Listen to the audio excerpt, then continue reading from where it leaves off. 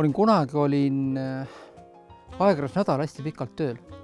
Ja kuna tegelikult see ajakiri oli hästi kultuurinädal, me tegime teatrit, muusikat, televisiooni, kõike. Eks seos sellega on, et töö oli see, et me tegime seinast seina, oli pigem sellist kultuuri. Ehk siis tulid sinna džässkaared ja muud kontserti ja teatrietused ka kõik juurde.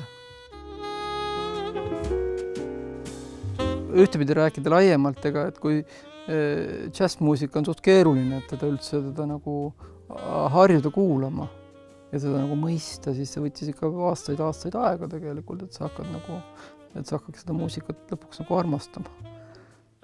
Ma mäletan kunagi ammu ema viis mu Lembit Saarsalu kontserdile kunagi, ma ei mäleta, ma jäin seal magama. See on mu esimene kogemus Lembit Saarsaluga, ma jäin kontserdil magama. See on selline hea vahepala, aga tegelikult on muusikud on lava peal huvitavad, tegelikult sa jälgid neid ja püüad neid nagu mõista ja huvitavad on ka sellised nagu vaikuse ja pausi hetked, mis meeldivad mulle rohkem, kus tekib selline, tõesti on selline nagu leida nagu selliseid vahepealsed emotsioone muusiku sees, eks ole. Kas sa pildistad muusikat või muusikut, eks ole, see on kaks eri asja, või ansamblimängu püüda, eks ole, et sa pead vaatama, et kus kooskõlad tekivad ja väljakutse on see, et sa ei sega teisi.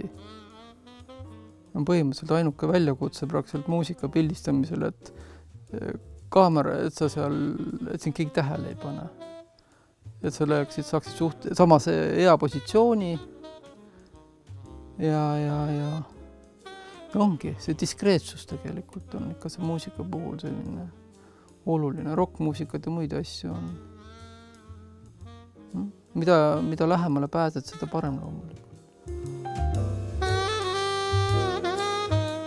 Äpardusi nagu ei ole, aga pigem hea pildi nimel tuleb mõnikord mingites reeglites lihtsalt üle astuda. Et siis kui öeldakse, et 3 lugu on läbi ja siis pilti teha ei tohi, aga mõnikord paar pilti tuleb ikka kuskil vahepeal juurde teha. Et siis sa saad aru, et kui seda ei tee, siis sa oled lihtsalt jääd parimast asjast ilma. Eks sportlikkus tuleb kindlasti, sportlik huvi peab seal sees ikka olema. Ikka. Aga tegelikult kõik oleneb, väga palju ikka oleneb ka sellest, kas muusika hakkab sind kõnetama. Kui sa lähed ikka seda kuulama ja seda pildistama, mida sa kindlalt tead ja mis sulle kindlalt meeldib ja mis tekitab sinus emotsiooni, siis see väljendub ka piltides.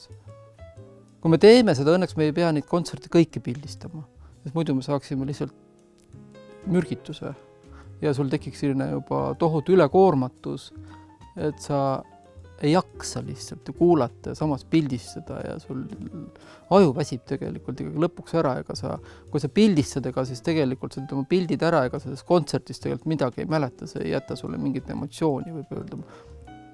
Kui eriti mingid hilised kontserdid on, mõnikord on väga hea kontserdid, on väga hilja, on päeva lõpus ja siis tegelikult on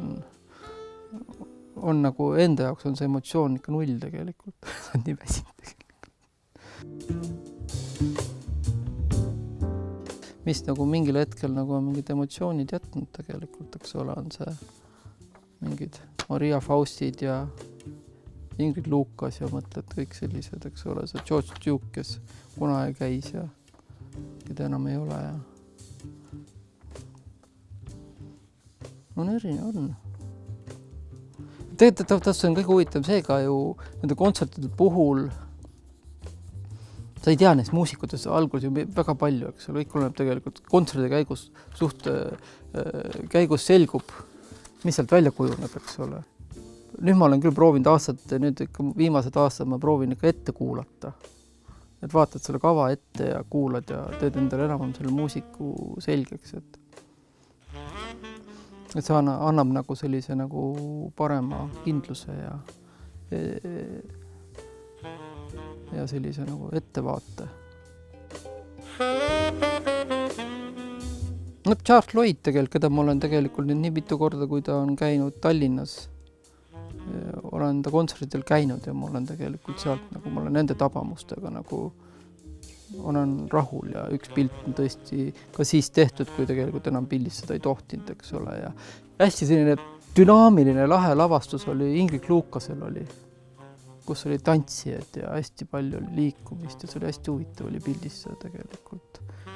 Lambert ja võtame, kes need igasugu head minimalistlikud pianistid, kes meil siin käinud, need on alati hästi huvitavad olnud,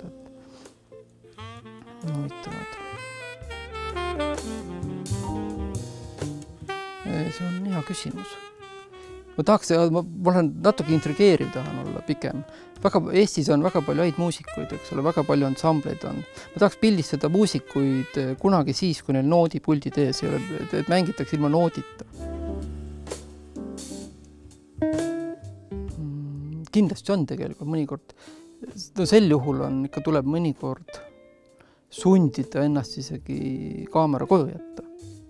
Nii on tegelikult see, kas see on kaks valikut, kas tahab muusikat kuulata või tahab pilti teha, sest ikkagi mingisugune pildistamise ajal siis ikkagi mingi pool kontsertielamust läheb ikkagi mujale, mida sa ei kuula. Et kahte asja päris korraga teha ei saa.